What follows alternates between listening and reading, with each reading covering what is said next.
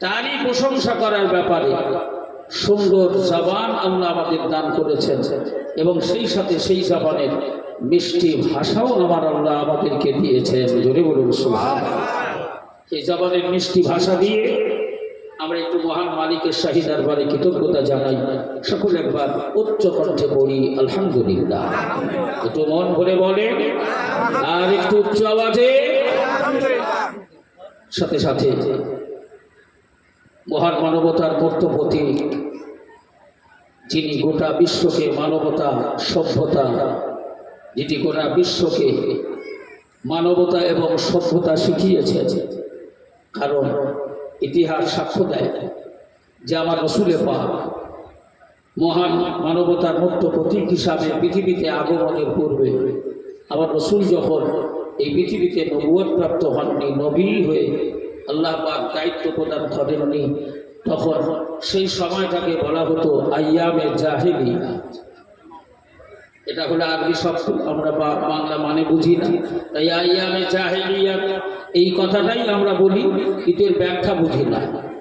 আরবিতে ইয়াউমুন শব্দের অর্থ হলো দিন, সময়। জাহেলিয়া এই শব্দটার অর্থ হলো মূর্খতা, অজ্ঞতা, বর্বরতা। তাই আইয়ামে জাহেলিয়া অতএব মূর্খতা, অজ্ঞতা, বর্বরতার শীর্ষ সময়। ঠিক সেই রকম সময়, যে সময় পথে ঘাটে নারীদের কোনো নিরাপত্তা ছিল না, মহিলাদের নিরাপত্তা ছিল না, নারীঘাটে মানুষ সুরক্ষিত ছিল না, রাস্তাঘাটে পার হলেই ছিনতাই, চুরি, ডাকাতি, লুট, তারা খুন, রাহাজানি, মানুষ মানুষকে দেখে মানুষ মানুষের সাথে হিংস্র জানোয়ারের চাইতে আরো অভদ্র ব্যবহার করত। এমনকি সেই সময়কার অত্যন্ত নিন্দনীয় জিনিসগুলো যেগুলো ছিল সেগুলো হলো তারা মহিলাদের উপরে অকথ্য নির্যাতন চালাতো। এমনকি সন্তানাদি জন্ম নেওয়ার সময় মেয়ে ছেলে হলে তাকে গলা টিপে মেরে ফেলত। এরকম একটা সময়ে আল্লাহ পাক আমার নবীকে মানবতার মুক্ত প্রতীক হিসাবে, রাহমাতাল লিল আলামিন হিসাবে আমার আল্লাহ পাক নবুয়ত প্রাপ্ত করে মানবতার মুক্তির জন্য আমার আল্লাহ দায়িত্ব দিয়ে পাঠালেন। ধরে বলুন সুবহানাল্লাহ। যদি বলা যাবে না। ঠিক সেই সময় আমার রাসূলে পাকের আদর্শ নিশ্চিত করে আমরা শুনেছি। আমার নবী পাকের পক্ষে এবং বিপক্ষে, বাদী বিবাদী উভয় দল ছিল, আছে, থাকবে। ঠিক কিনা? তখনও ছিল, এখনো আছে, ভবিষ্যতেও থাকবে। তাই ভালো মন্দ না থাকলে ভালো বোঝা যায়, বোঝা যায়। অন্ধকার না থাকলে আলোর কদর হয়। ঠিক তেমনি ভালো সমীক্ষা করতে গেলে, ভালো নির্বাচন করতে গেলে তার পাশে মন্দ থাকতে হবে, তবে আপনি তার চাইতে এটা ভালো এটা ডিসাইডেড করতে পারবেন।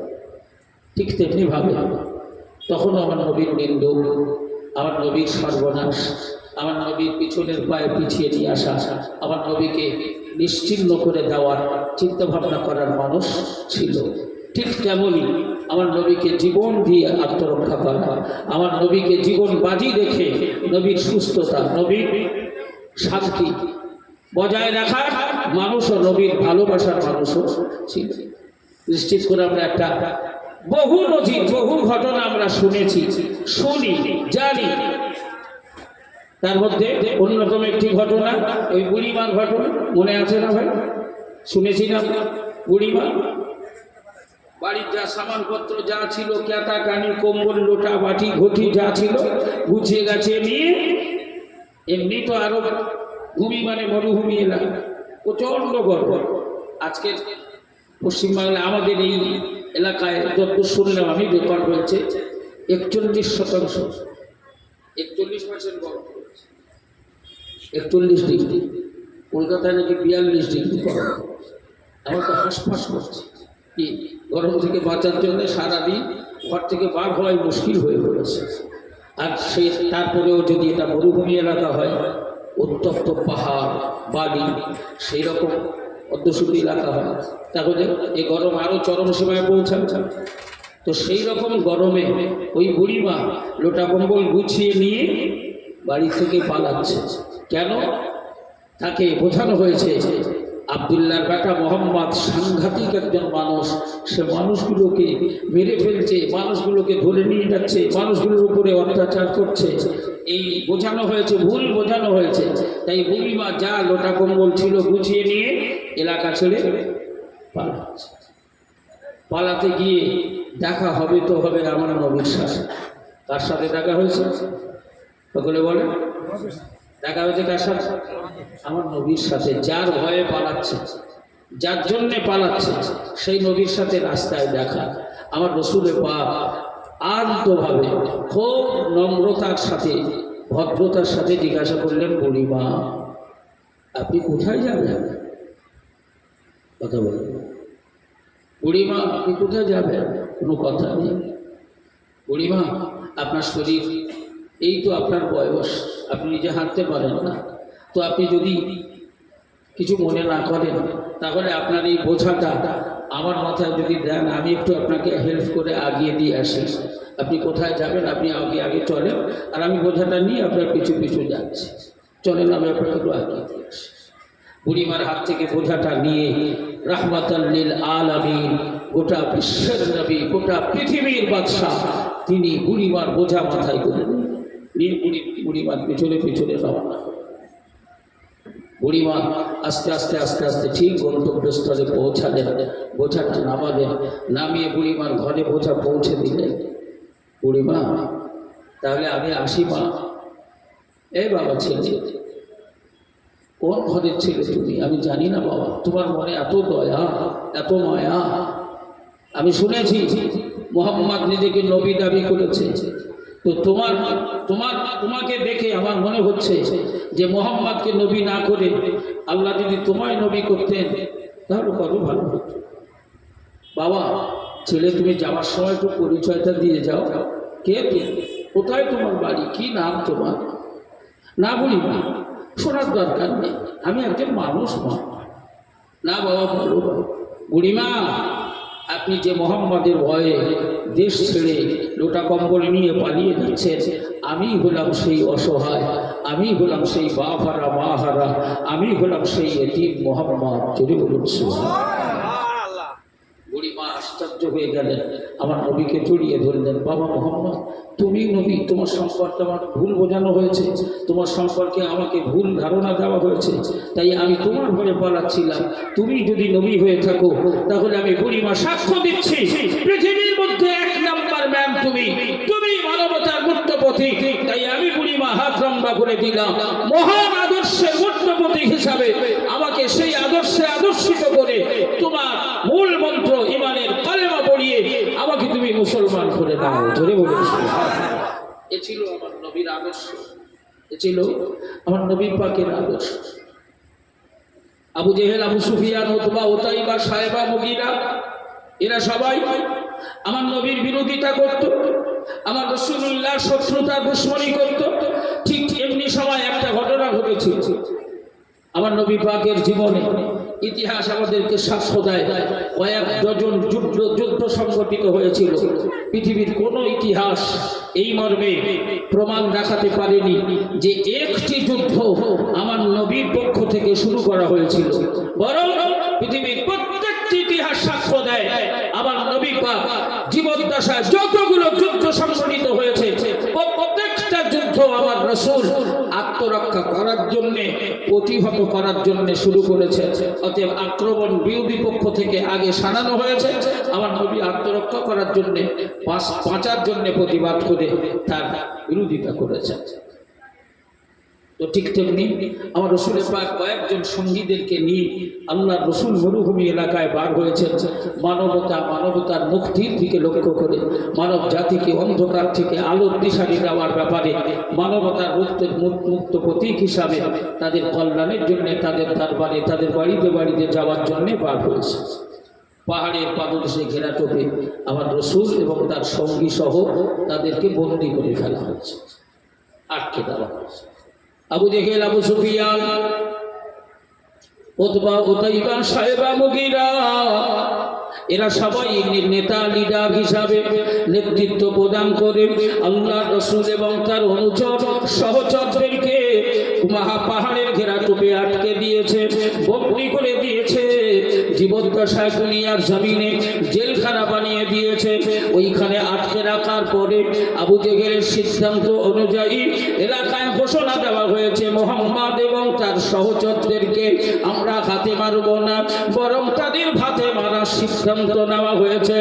এই এলাকাবাসীদের এই মর্মে ঘোষণা দেওয়া হলো, খবরদার তোমরা মুহাম্মাদের এবং তার অনুসারীদের কাছে কোনো সামগ্রী কেনা বেচা করবে না, তারা কিছু কিনতে আসলে তাদেরকে দেবে না, পানি সরবরাহ করবে না, পানি যেন তারা কোনো রকম সংগ্রহ করতে না পারে, পানি বন্ধ করে দেওয়া হয়েছে, কেনা বেচা বন্ধ করে দেওয়া হয়েছে। এই জওয়ান যুবকেরা, প্রিয় নবী পাহাড়ের ঘেরা টুপে আবদ্ধ সঙ্গী সহচরদেরকে নিয়ে ঠিক এমনি ভাবে আল্লাহ রাসূলের সাহাবায়ে কেরামদের কাছে যতটুকু খাদ্য অবশিষ্ট ছিল, কারো কাছে হয়তো 10টা খেজুর ছিল, কারো কাছে হয়তো 20টি খেজুর ছিল, কারো কাছে হয়তো 1 বোতল পানি ছিল, ঠিক এই খাদ্য খাবারগুলো তারা অত্যন্ত সন্তর্পণে যতটা কম সম্ভব ব্যবহার করা যায় সেইভাবেই তারা ব্যবহার করতে লাগলো। একদিন পার হয়ে গেল, 2 দিন পার হয়ে গেল, 3য় দিন অতিবাহিত হলো, সঙ্গে রাখা খাদ্য খাবার একেবারে নিঃশেষ হওয়ার পথে, খেজুর আর নেই তাদের কাছে।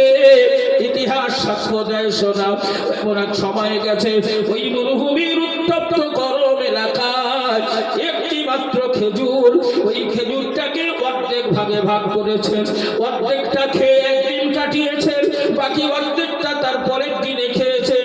এমনি করে যখন আর মোটে কিছু নাই খাবারের মতো, গলাটা ভিজাবার মতো এক বিন্দু পরিমাণ পানি অবশিষ্ট নাই, খাদ্য নাই, পানি নাই, এই অবস্থাতেই 3 দিন একটানা অতিবাহিত হবার পরে সাহাবায়ে কেরামেরা একে অপরের হাত ধরে সাইডে যায়, গিয়ে নিজেদের মনের যন্ত্রণা, নিজেদের মনের দুঃখ জ্বালাকে মেটানোর জন্য হাত ধরাধরি করে সাইডে গিয়ে কাঁদে।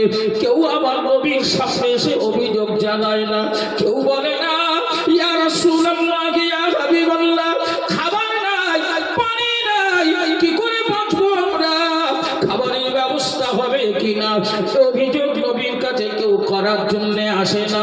ও নড়িয়াখালীর জওয়ান যুবকেরা, ও আমার আম্মা জান বোনেরা, বেটিরা, বৌমারা, আল্লাহর নবীর সাহাবায়ে কেরামেরা, নবীর অনুসারীরা, তারা তাদের জীবনের চাইতেও, তারা তাদের অর্থ সম্পদের চাইতেও, তারা তাদের বাপ মা সন্তানাদির চাইতেও রীতিমতো তারা আমার প্রিয় নবী, আখিরি নবীকে জীবনের চাইতেও বেশি ভালোবাসতো।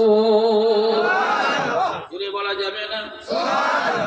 তাই চিন্তা ভাবনা করলেন, আমরা যেমন পরিস্থিতিতে আছি ঠিক একই পরিস্থিতিতে তো আমার নবীও আছে, তাহলে আমরা কি করে গিয়ে নবীকে বলবো হুজুর ক্ষুধা লেগেছে, পিপাসা লেগেছে?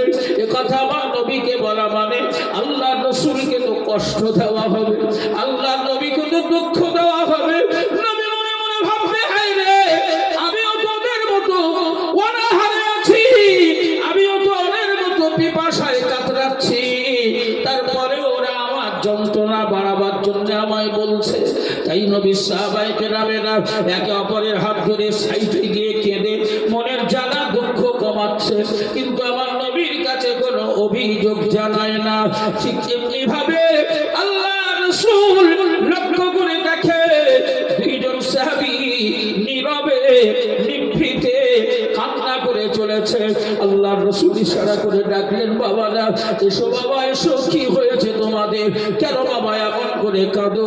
পরিস্থিতির দিকে লক্ষ্য করে নবী সাহাবী বললেন, ইয়া রাসূলুল্লাহ, ইয়া হাবিবাল্লাহ, জীবন আপনার পায়ে উৎসর্গ করে দিলাম, মা বাবা আপনার জন্য কুরবান করে দিলাম। ইয়া রাসূলুল্লাহ, ইয়া হাবিবাল্লাহ, খাদ্য খাবার কাছে যা ছিল সবই তো শেষ হয়ে গেছে, আজ 3 দিন হলো এক বিন্দু পরিমাণ পানি পান করার সুযোগ হয় নাই, এক বিন্দু পরিমাণ খাদ্য গ্রহণ করার সুযোগ হয় নাই, 3 দিন বিনা খাওয়ায় বিনা পানি পান করায় পড়ে আছি, তাই আমরা একটু সাইডে কাঁদছি। আল্লাহ রাসূল বললেন, বাবা ও আমার সাহাবায়ে কেরামেরা, তোমাদের কাছে কিছু খেজুর অবশিষ্ট ছিল না? হুজুর ছিল, সেগুলো খাওয়া হয়ে গেছে। আল্লাহ রাসূল বললেন, খেজুরগুলো দেখেছো? ওই খেজুরের আটিগুলো কি করেছো বাবা? সাহাবারা বললেন, হুজুর আরো 5 জনা যা করে আমরাও তাই করেছি, খেজুরটা খেয়েছি, আটিগুলো ফেলে দিয়েছি। আল্লাহ নবী বললেন, বাবারা তোমাদের ওই ফেলে দেওয়া আটিগুলো কি কুড়িয়ে আমায় দিতে পারবে না? ইয়া রাসূলুল্লাহ, ইয়া হাবিবাল্লাহ, কেন পারবো না হুজুর? আপনি বললে আপনার জন্য আমাদের জীবনটাকে উৎসর্গ করে দিতে পারি, কলিজাটা বাহির করে আপনার হাতে অর্পণ করতে পারি। খেজুরের আটি কুড়িয়ে দেওয়া তো অনেক ব্যাপার। ইয়া রাসূলুল্লাহ, ইয়া হাবিবাল্লাহ, অবশ্যই খেজুরের আটি কুড়িয়ে আপনাকে দিতে পারবো। নবী সাহাবায়ে কেরামেরা খেজুরের আটিগুলো কোড়ালেন। এক মুষ্টি খেজুরের আটি আল্লাহর নবীর কাছে কুড়িয়ে এনে দিলেন। আমার নবী যে সাহাবী কুড়িয়ে এনে দিলেন নবীর হাতের দিকে, ওই সাহাবীর কান্নায় বুক ভেসে যাচ্ছে। হায়রে, আজ আমরা এমন অকর্মণ্য, আমার নবীর হাতে এই পরিস্থিতিতে একটু সাহায্য করতে পারলাম না, বরং নবীর হাতে খেজুরের পরিবর্তে আটি তুলে দিচ্ছি। আল্লাহ রাসূলের সাহাবী কান্না ভরা নয়নে নবীর হাতে খেজুরের আটিগুলো তুলে দিলেন। আল্লাহ রাসূল বললেন, বাবা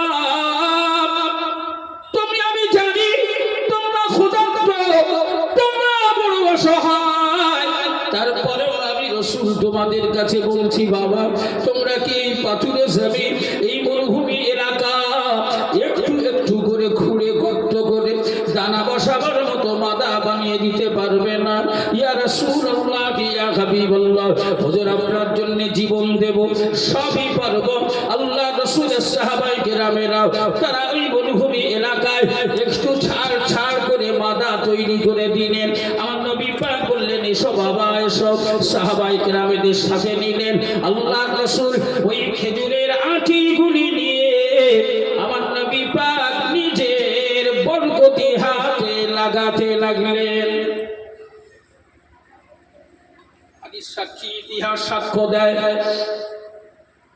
আল্লাহ রাসূল প্রথম দানা, প্রথম আটিটা, প্রথম যে মাদায় লাগানো হয়েছে, দ্বিতীয় মাদায় গিয়ে আমার নবী দ্বিতীয় আটিটা যখন লাগাতে লেগেছে, দ্বিতীয় আটিটা যখন নবী পোঁতা শুরু করেছে, সাহাবায়ে কেরামেরা বলেন, আমরা আমাদের সেই মহান মালিক, মহান রবের কসম করে বলছি, আল্লাহ দেওয়া 2 চর্ম চোখ দিয়ে আমরা দেখেছি, আল্লাহ রাসূল প্রথম আটিটা লাগানোর পরে দ্বিতীয় আটি যখন লাগাচ্ছিলেন, আমরা লক্ষ্য করে দেখলাম নবীর লাগানো প্রথম আটি থেকে আমার আল্লাহ চারা বার করে দিয়েছে।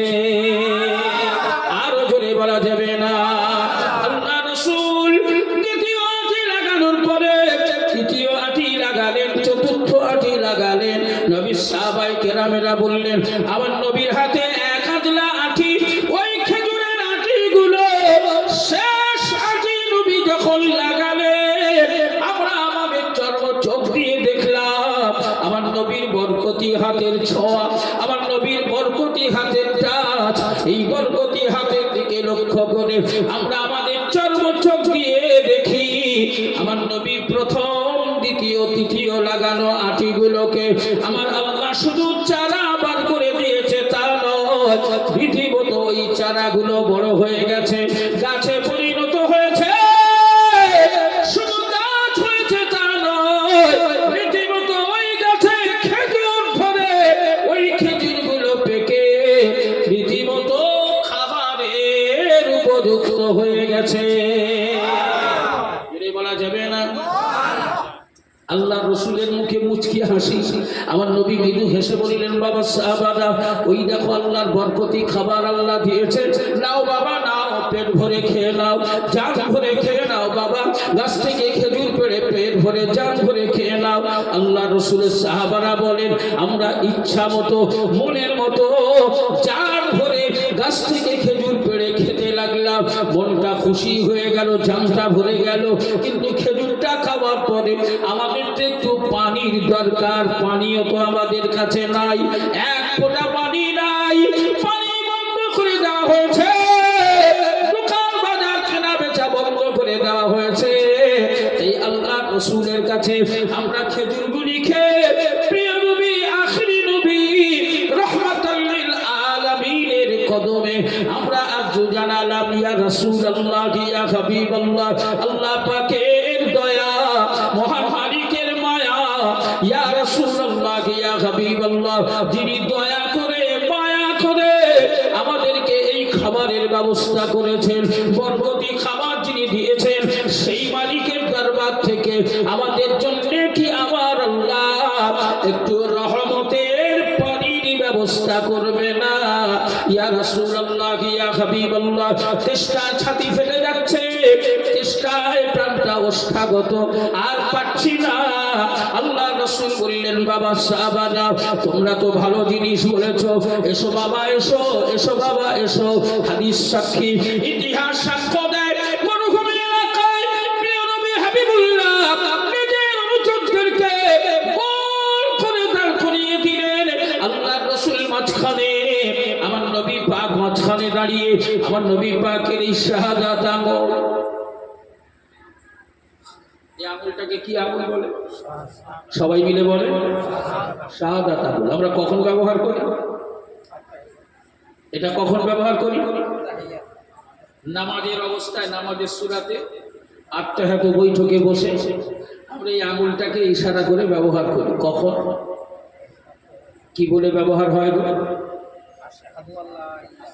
এই আঙ্গুলটাকে কখন খাড়া করতে হয় আর কখন নামাতে হয়? কখন?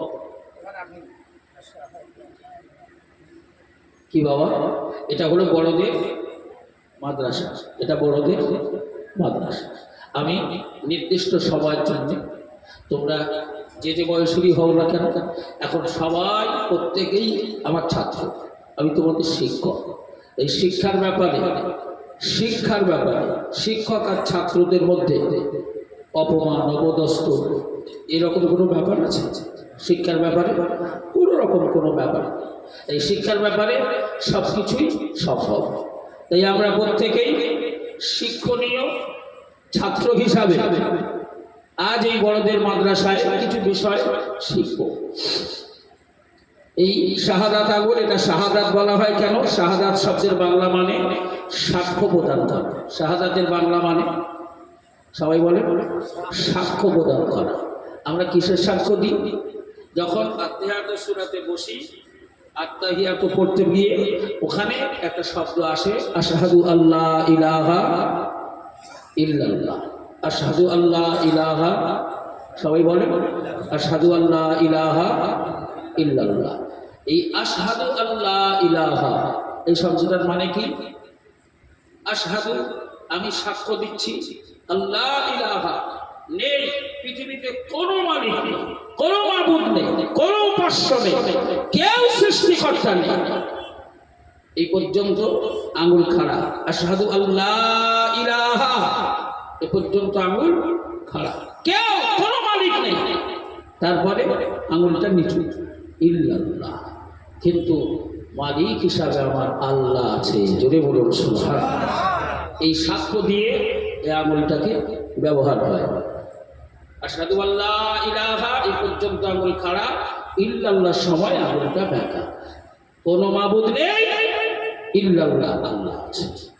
এটাকে ব্যবহার করে আমরা নামাজের সময় সাক্ষ্য দিই। ঠিক তেমনই আমার রাসূলুল্লাহর এই শাহাদাত আঙ্গুল পৃথিবীতে বহু নজির স্থাপন করেছে, ঠিক কিনা? বহু নজির স্থাপন করেছে। আল্লাহ রাসূলের শাহাদাত আঙ্গুল শুধু ইশারা, শুধু ইশারা হয়েছে। দুভাগ হয়েছে কি? কথা বলো। দুভাগ হয়েছে কি? শাহাদাত আঙ্গুলের ইশারা, আকাশের চাঁদ দুই ভাগে বিভক্ত। জোরে বলুন সুবহানাল্লাহ। জোরে বলা যাবে না? এক পেয়ালা দুধ, এক পেয়ালা, এক বাটি, নবী শুধু শাহাদাত আঙ্গুলটা ডুবিয়ে দিয়েছে। ওই এক বাটি দুধে আল্লাহ রাসূল শুধু শাহাদাত আঙ্গুলটা ডুবিয়ে দিয়েছে। 70 জন সাহাবী পেট ভরে খেয়েছে। 70 জন সাহাবী পেট ভরে খেয়েছে। তারপরে যার দায়িত্ব দেওয়া হয়েছে খাওয়ানোর জন্য অবশিষ্ট দুধ আমার নবীর কাছে ফিরিয়ে নিয়ে এসেছে। আল্লাহ রসুল বললেন, তুমি পেট ভরে খাও বাবা, তুমি জান ভরে খাও। সেও জান ভরে খেয়েছে, আল্লাহ রসুলের কাছে ফিরিয়ে দিয়েছে। আমার নবী পাক খেয়েছে। বাড়িতে আম্মা জানদের জন্য মহল্লায় বাড়ির মধ্যে অবশিষ্ট দুধ পাঠানো হয়েছে আমার রসুলুল্লাহর শাহাদাত আঙুরের বরকতে। জোরে বলে সুবহানাল্লাহ। তুমি বলা যাবে না? এ জওয়ান যুবকেরা, ও নড়িয়াখালী সোনার মানিকেরা, প্রিয় নবীর সাহাবীদেরকে গোল করে দাঁড় করিয়ে দিলেন। মনে আছে তো? যে ঘটনা আলোচনা হচ্ছিল মনে আছে? আল্লাহ নবীর সাহাবীদেরকে গোল করে দাঁড় করিয়ে দিলেন। দাঁড় করিয়ে দেওয়ার পরে রসুল আমার মাঝখানে, আল্লাহ রসুল মাঝখানে দাঁড়িয়ে আমার নিজের হাতের এই শাহাদাত আঙুল, হাদিস সাক্ষী, ইতিহাস সাক্ষ্য দেয়, আল্লাহ নবী শাহাদাত আঙুলটাকে নিয়ে ঠিক এইভাবে আল্লাহর জমিনে চেপে ধরলেন। আমার রসুল পাকের চারিদিকে নবী সাহাবায়ে কেরামেরা গোল করে ঘেরাও করে আছে। মাঝখানে নবী শাহাদাত আঙুলটা পাথুরে জমিন, পাথুরে মাটি, ওই মাটির উপরে এইভাবে চেপে ধরলেন। মুহূর্তের ভেতরে নবী সাহাবারা বলেন, আমরা খোদার কসম করে বলি, প্রিয় নবী হাবিবুল্লাহ শাহাদাত আঙুলের স্পর্শ পেয়ে, শাহাদাত আঙুলের বরকতি ছোঁয়ার ওসিলায় আমার নবী পাকের ওই শাহাদাত আঙুলের ডাগা দিয়ে আমার আল্লাহ পানির ঝর্ণা জারি করে দিলেন। বলা যাবে না? আল্লাহ রসুল বললেন, নাও বাবা, আল্লাহর রহমতের পানি দান করেছে, জান ভরে খেয়ে নাও। যার কাছে যা যা জিনিস আছে ভর্তি করে নাও, যার কাছে মস্ক আছে ভরে নাও, বোতল আছে ভরে নাও, গাবর আছে, কলসি আছে, বালতি আছে, যা আছে ভরে নাও বাবা। আল্লাহর রহমতের পানি আল্লাহ দিয়েছেন।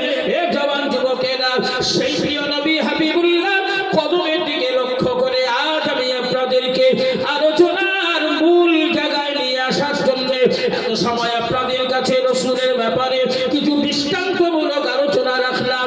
নিশ্চিত করে মনে আছে আমাদের, আমি পবিত্র কোরআনুল কারীমের অত্যন্ত একটি গুরুত্বপূর্ণ সূরা, ওই সূরাটির নাম হলো সূরাতুল ইনশিরাহ। সূরাতুল ইনশিরাহ থেকে প্রথম 4টি আয়াতে কারিমা আপনাদেরকে শুনিয়েছি। আর একটি গুরুত্বপূর্ণ সূরা আমি তেলাওয়াত করেছি, ওই সূরাটার নাম হলো সূরাতুল আসর। এই আসরের সূরা আসর আমি তেলাওয়াত করে শুনিয়েছি। কোরআনুল কারীমের 9 নম্বর পারা 15 নম্বর পৃষ্ঠার অত্যন্ত তাৎপর্যপূর্ণ, অত্যন্ত গুরুত্বপূর্ণ একটি আয়াত আপনাদেরকে বলে শুনিয়েছি। হে জওয়ান যুবকেরা, সূরাতুল আসর, এই সূরা আসরের তাফসীর করতে গিয়ে আমি 12 থেকে 14 খানা তাফসীর দেখেছি। 14 খানা তাফসীরের মুফাসসিরিনে কেরামেরা এই বিষয়ে ঐক্যমত পোষণ করেছেন। সূরা আসরের তাফসীর করতে গিয়ে 14টি তাফসীরের মুফাসসির, তাফসীর ইবনে কাসির, তাফসীর খাজেগা, তাফসীর রুহুল বায়ান, তাফসীর রুহুল মানি, তাফসীর মানিফুল কোরআন, তাফসীর বাইজাবি, বিভিন্ন মুফাসসিরিনে কেরামেরা তারা এই বিষয়টার উপরে সহমত পোষণ করে এক হয়েছেন, ঐক্যমত পোষণ করেছেন। আল্লাহ পাক সূরাতুল আসর নাজিল করে আল্লাহ একটি কসম দিয়েছেন। কিসের কসম? আল্লাহ বললেন, ওয়াল আসর, আমি তোমাদের আসরের সময়ের কসম দিলাম। আসরের সময়, আল্লাহ কেন আসরের সময়ের কসম দিলেন? এর মধ্যে কি রহস্য, কি মেসেজ আল্লাহ দিলেন আমাদেরকে আসরের কসম দিয়ে? এর তাৎপর্য এবং গুরুত্ব কি? নিশ্চিত কোন রহস্য আছে, আছে না? যদি বলেন আছে না? আল্লাহ পাকের তরফ থেকে নাজিল করা হয়েছে আর তার কোনো গুরুত্ব নেই, রহস্য নেই, এমন হতে পারে? আমার প্রিয় হাবিবের ব্যাপারে আহলে সুন্নাতুল জামাত, আমরা যারা আহলে সুন্নাতুল জামাতের অনুসারী, এবং আমাদের আকীদা এবং বিশ্বাস, এই আহলে সুন্নাতুল জামাতের আকীদা আমার রসুলের ব্যাপারে অত্যন্ত ক্লিয়ার ভাবে বলা হয়েছে। আলিমুল গায়ব, ইলমে গায়েব আমার আল্লাহ জানে। ইলমে গায়েব কে জানে? জোরে বলে। অন্তরের খবর কে জানে? অদৃশ্যের খবর কে জানে? তকদিরের খবর কে জানে? আল্লাহ জানে। কিন্তু আহলে সুন্নাতুল জামাতের আকীদা আল্লাহ তো অবশ্যই জানেন, আল্লাহ তো অবশ্যই জানেন, আমার নবীও কিছু কিছু জানতেন। জোরে বলুন সুবহানাল্লাহ। জোরে বলা যাবে না? এই আমার নবীও ইলমে গায়েব জানতেন। এইটার উপরে ভিত্তি করে একদল মুনাফিক তারা আহলে সুন্নাতুল জামাতের আকীদায় যারা বিশ্বাসী তাদেরকে কাফের ফতোয়া দিয়েছে, বলে ওরা কাফের। নবীকে ওরা আল্লাহর সাথে তুলনা করেছে। আল্লাহ ইলমে গায়েব জানেন, নবী ইলমে গায়েব জানেন, তাহলে আল্লাহ যা নবীও তা, এটা প্রমাণ করে কাফের ফতোয়া দেওয়া হয়েছে। আসলে ওরা ফতোয়ার সম্পর্কে বোঝে না এবং আমাদের আহলে সুন্নাতুল জামাতের আকীদায় বিশ্বাসী যারা তাদের ধারণা ওরা বোঝে না তা নয়, ওরা হলো ওয়াহাবি চক্রের দালাল, যারা অর্থের বিনিময়ে ঈমান বিক্রি করে মুসলমানদের ঈমান লুট করার ব্যাপারে কন্ট্রাক্ট নিয়েছে। সেজন্য আমি আপনাদেরকে জাস্ট একটা বিষয় একটুখানি বলি। আমার রাসূলুল্লাহ ইলমে গায়েব সম্পর্কে জানতেন, এর সপক্ষে বহু নজির, বহু প্রমাণ আছে না নেই? ইলমে গায়েব জানতেন, এ সম্পর্কে বহু নজির, বহু দলিল, অথেন্টিক প্রমাণ বহু আছে, যা আমার রাসূলুল্লাহ অনেক আগে ভবিষ্যৎবাণী করে দিয়েছেন। বর্তমানে 1450 বছর ছুঁই ছুঁই, কত? 1450 বছর ছুঁই ছুঁই, 1446 বছর। এই 1446 বছর আগে, 1446 বছর পরে পৃথিবীতে কি হবে, কি ঘটবে, কোথায় কি হবে, সে সম্পর্কে আমার নবী ভবিষ্যৎবাণী করেছিলেন। তা আজ অক্ষরে অক্ষরে পালিত হচ্ছে। হচ্ছে না? হচ্ছে না? যদি বলেন হচ্ছে না? হচ্ছে না? আমার নবী পাক ইলমে গায়েব জানতেন। আহলে সুন্নাতুল জামাতের আকীদা কতটুকু? আমাদের আকীদা হলো আল্লাহ পাক আমার নবীকে যতটুকু জানাতেন ততটুকু ইলমে গায়েব আমার নবী জানতেন। জোরে বলুন সুবহানাল্লাহ। একটা অথেন্টিক প্রমাণ আপনাদেরকে দিয়ে আমি তাফসীরে আপনাদেরকে নিয়ে যাব। আল্লাহ চাই তো। অসুবিধা হচ্ছে না তো? কষ্ট হচ্ছে শোনা? তাহলে অসুবিধা না হলে তার বিপরীত সুবিধা। আর সুবিধা, যদি আমরা সুবিধায় থাকি তাহলে আমাদের মন মানসিকতা, আমাদের আওয়াজ, আমাদের কণ্ঠ সবই সুবিধার পক্ষে সাক্ষ্য দেবে। দেবে না? দেবে না? তাহলে আমরা একটু প্রমাণ করি। একটু তাকবীর দাও তো। নারে তাকবীর। মাশাআল্লাহ। সুবিধার আওয়াজ আর একটু উচ্চ কণ্ঠে নারে তাকবীর। আমি যদি শুধু মুখে বলি তাহলে তো আর প্রমাণ করানো যাবে না, মানুষকে তো আর মানানো যাবে না। যদি এর সপক্ষে অথেন্টিক দলিল আর প্রমাণ সহ বলা হয় তাহলে মেনে নিতে বাধ্য। আমার রাসূল পাক ইলমে গায়েব জানতেন। আমার আল্লাহ আমার নবীকে যতটুকু জানাতেন ততটুকুই আমার নবী জানতেন। ইলমে গায়েব জানতেন না এটা বলা যাবে না।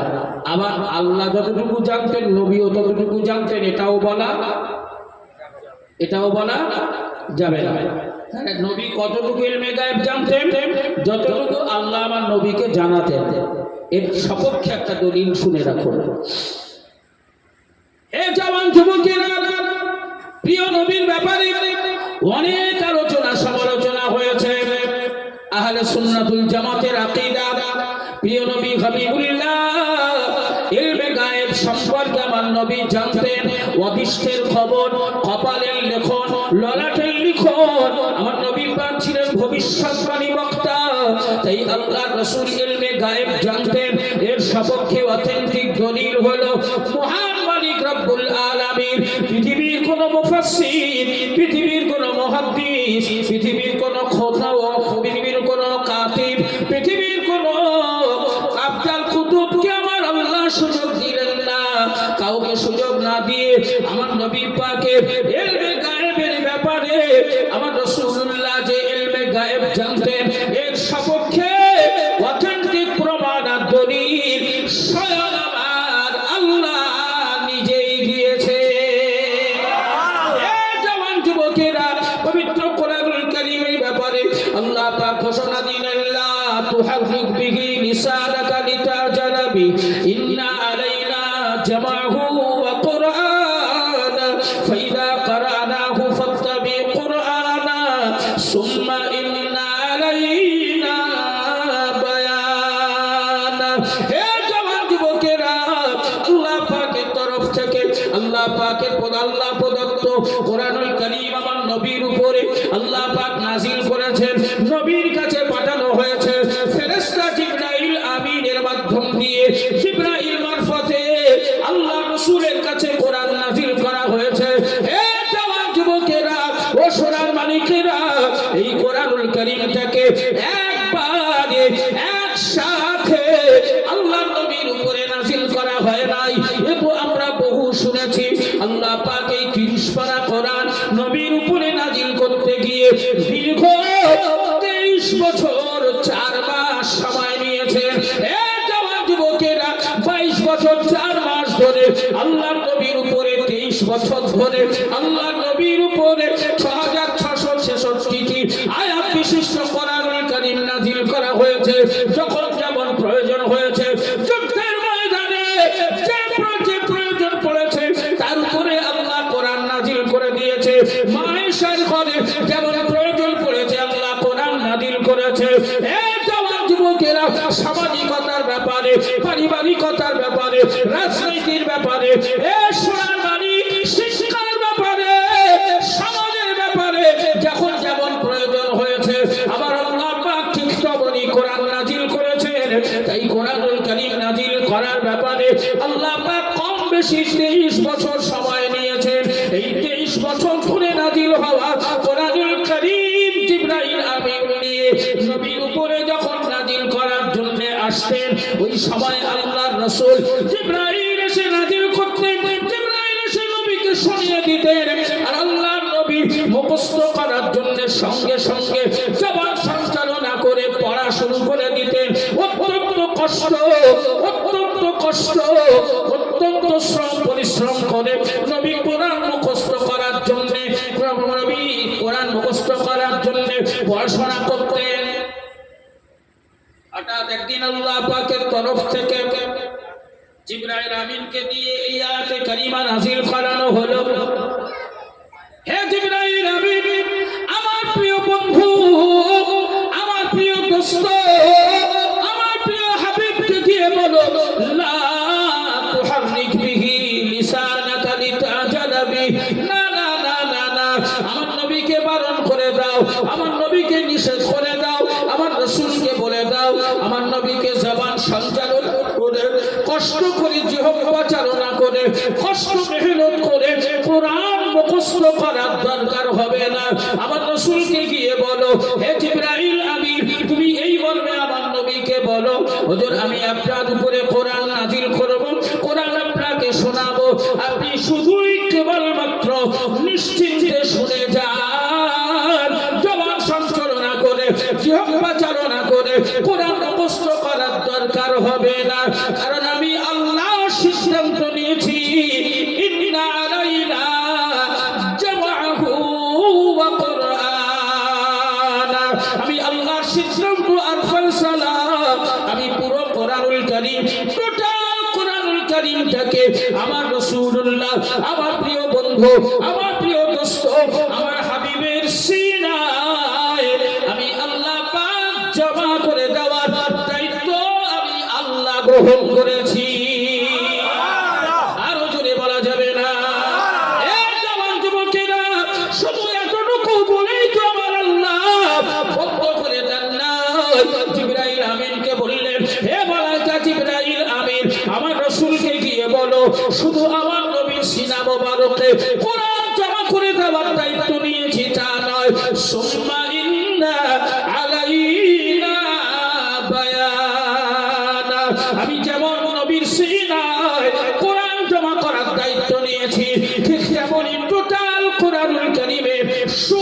সুস্পষ্ট ব্যাখ্যা আমার রাসূলুল্লাহ আমার দোস্ত আমার হাবিবকে আমি আল্লাহ শিখিয়ে দেওয়ার দায়িত্ব নিয়েছি। বলে বলা যাবে না? এখন এই কোরআনুল কারীমে সূরা আছে কটা গো? টোটাল সূরা আছে কটা? 114টি সূরা। এই পবিত্র কোরআনুল কারীম 114টি সূরার কিছু কিছু সূরা সেই সূরার সূচনা করা হলো আছে কিছু কাটা কাটা অক্ষর দিয়ে, কিছু কাটা কাটা অক্ষর। কোন সূরার আগে আছে আলিফ লাম মিম, আলিফ লাম র, তাহা আইন সিন কফ, হা আইন সিন কফ, কাফ হা ইয়া আইন সদ, এরকম কিছু কাটা কাটা অক্ষর আছে না? শুনুন, এই আছে না নেই?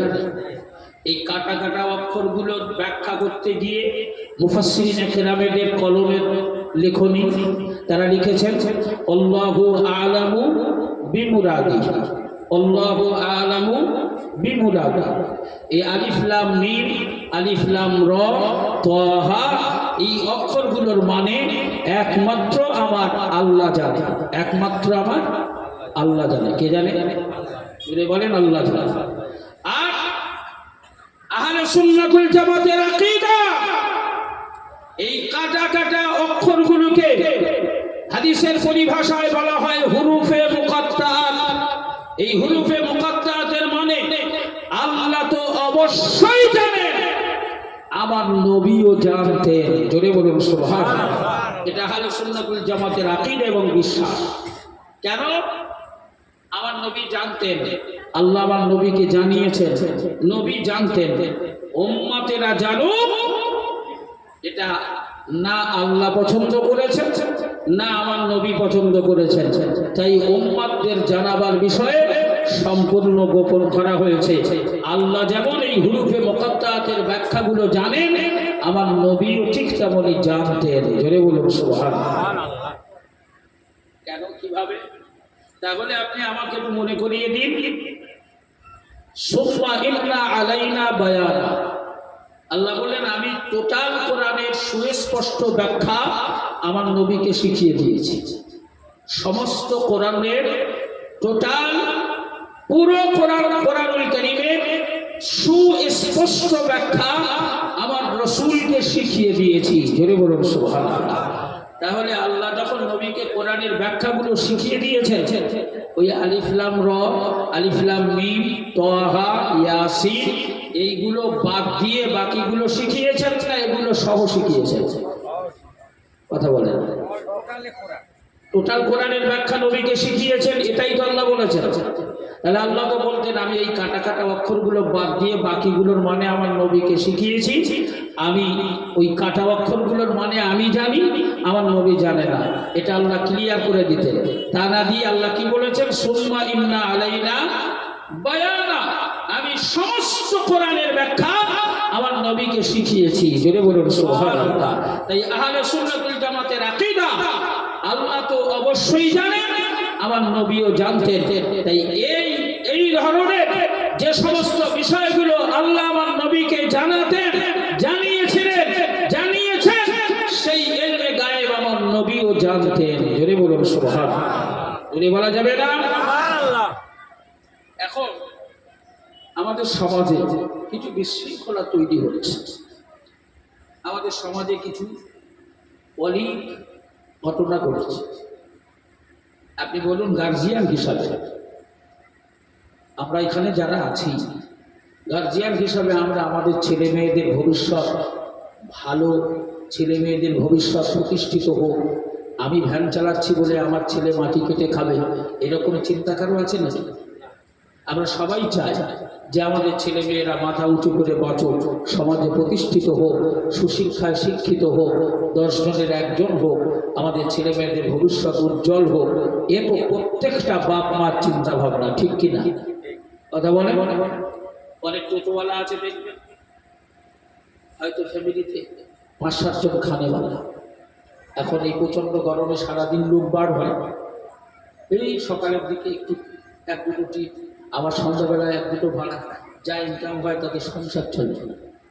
আবার ওই টিটোওয়ালা এক ছেলে এক মেয়ে পড়াশোনা করছে, রাতের অন্ধকারে বাচ্চাটাকে কাছে ডেকে কোলের কাছে বসিয়ে ওই টোটোওয়ালা অত্যন্ত ভালোবাসা এবং মহব্বতের ভালোবাসা দিয়ে বলে, খোকা তোর চিন্তা করতে হবে না, প্রয়োজনে আমি তোর আব্বা নাইট ডিউটি করব, রাত 12টা 1টা, যখন কেউ থাকবে না আমি টোটো নিয়ে বসে থাকবো, তোর জন্য আমি নাইট ডিউটি করে পয়সা ইনকাম করবো, কিন্তু তোকে সমাজে প্রতিষ্ঠিত হতে হবে, পড়াশোনায় পিছিয়ে থাকতে হবে না বাবা, পড়তে হবে, মানুষের মতো মানুষ হতে হবে। এটা সব বাপের ইচ্ছা, সব মায়ের ইচ্ছা, তার ছেলে মাথা উঁচু করে বাঁচুক, ঠিক কিনা কথা বলে?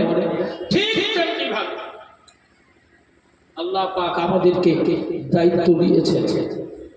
আমরা যারা আজ গার্জিয়ান হয়েছি, আমাদের ছেলে মেয়েদের ভবিষ্যতের ব্যাপারে যেমন চিন্তা ভাবনা করি, ঠিক সেইভাবে আমরা যে এলাকায় বসবাস করি সেই এলাকায় আমাদের প্রতিবেশী, আমাদের ফ্যামিলি সদস্য, আমাদের প্রতিবেশী, মহল্লাবাসী, গ্রামবাসী, এলাকাবাসী এবং আমাদের ভবিষ্যৎ প্রজন্ম যাতে একটা সুন্দর সমাজ, সুস্থ সমাজ, সুশীল সমাজ, চুরি মুক্ত সমাজ, রাহাজানি মুক্ত সমাজ, গুন্ডামি মুক্ত সমাজ, মদ মুক্ত সমাজ, জুয়া মুক্ত সমাজ, সুদ মুক্ত সমাজ, মারামারি মুক্ত সমাজ পায়, তার জন্য গার্জিয়ান হিসাবে আমাদের সকলের দায়িত্ব আছে না নেই?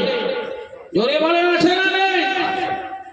আজ নিজে মদখোর, আজ নিজে সুদখোর ছেলেকেও মদের আড্ডায় পৌঁছে দিচ্ছি, সুদের ব্যবসা সম্পর্কে শিখিয়ে দিচ্ছি, হাত পাকা করে দিচ্ছি, এরকম গার্জেনের অভাব নেই।